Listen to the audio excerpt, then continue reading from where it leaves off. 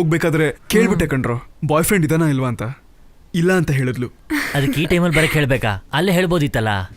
ಅಷ್ಟೇ ಅಲ್ಲ ಕಣೋ, ಅರವಿಂದ್ ಜೊತೆ ಮೀಟಿಂಗ್ ಆಯ್ತಲ್ಲ, ನನ್ ಪ್ಲೇಸಲ್ಲಿ ಅವಿನಾಶ್ ನನಗೆ US ಕಳಿಸ್ತಿದ್ದೀರಾ ಅಂತ ಕೇಳ್ಬಿಟ್ಟೆ. ಅದಾದ್ಮೇಲೆ ತುಂಬಾ ಡಿಸ್ಕಷನ್ ಆಯ್ತು, ನೆಕ್ಸ್ಟ್ ಲೆವೆಲ್ಗೆ ಹೋಯ್ತು. ಕಂಪ್ನಿಯಿಂದ ಮೂವ್ ಆಗ್ತೀನಿ, ಬೇರೆ ಕಂಪ್ನಿಗೆ ಹೋಗ್ತೀನಿ ಅಂತ ಎದ್ ಬಂದ್ಬಿಟ್ಟೆ. ಫುಲ್ ಟೆನ್ಷನಲ್ಲಿದ್ದೆ, ಫ್ರಸ್ಟ್ರೇಷನಲ್ಲಿದ್ದೆ.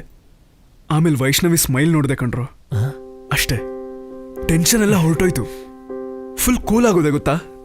ಆ ಹುಡುಗಿ ಸ್ಮೈಲೇ ಬೇರೆ ಕಣೋ, ಏನೋ ಮ್ಯಾಜಿಕ್ ಇದೆ. ಅವಳ ಜೊತೆನೇ ಇರಬೇಕು ಅಂತ ಅನ್ಸುತ್ತೆ, ಅವಳ ಜೊತೆನೇ ಮಾತಾಡಬೇಕು ಅನ್ಸುತ್ತೆ, ಆದ್ರೆ ಮಾತಾಡಕ್ಕಾಗಲ್ಲ. ಏನೋ ಬ್ರೀದ್ ಮಾಡೋಕ್ಕೂ ಒಂಥರ ಕಷ್ಟ ಆಗ್ತಿದೆ ಗೊತ್ತಾ. ಆದ್ರೆ ಫೀಲಿಂಗ್ ಒಂಥರ ಚೆನ್ನಾಗಿದೆ. ವೈಷ್ಣವಿನ ಮಿಸ್ಟರ್ ಶನ್ನು ಅಂದಾಗ್ಲೆಲ್ಲ 1000 ಫೋನು ಒಂದೇ ಸಲ ವೈಬ್ರೇಟ್ ಆಗುವಂತ ಫೀಲ್ ಬರುತ್ತೆ ಗೊತ್ತಾ. ಯಾಕ್ರೋ ಹಾಗೆ ನೋಡ್ತಿದ್ದೀರಾ? ಚಿಕ್ಕ ಹುಡುಗನ್ ತರ ಕಾಣ್ತಿದ್ಯಾ ಕಣೋ. 10th ಅಲ್ಲಿ ನಮ್ಗೊಂದು ಹುಡುಗಿ ಇಷ್ಟ ಆದ್ರೆ ಫ್ರೆಂಡ್ಸ್ ಹತ್ರ ಅವಳ ಬಗ್ಗೆ ಮಾತಾಡ್ಕೊಳ್ತೀವಿ ನೋಡು, ಆ ರೀತಿನೇ ಕಾಣ್ತಾ ಇದೆ ಕಣೋ.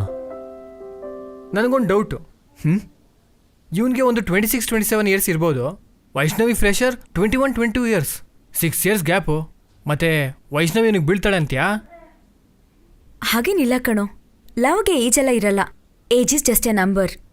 ಹೌದಾ? ನಾಳೆ ಬೆಳಗ್ಗೆ ನನಗೆ 10ನೇ ಕ್ಲಾಸ್ ಹುಡುಗಿ ಐ ಲವ್ ಯು ಅಂದು ಅನ್ಕೋ, ನಾನು ಒಪ್ಕೊಂಡ್ಬಿಡ್ಲಾ? ಏಜ್ಗೆ ಜನ ನೋಡೋದೇ ಬಿಡಲ್ಲ.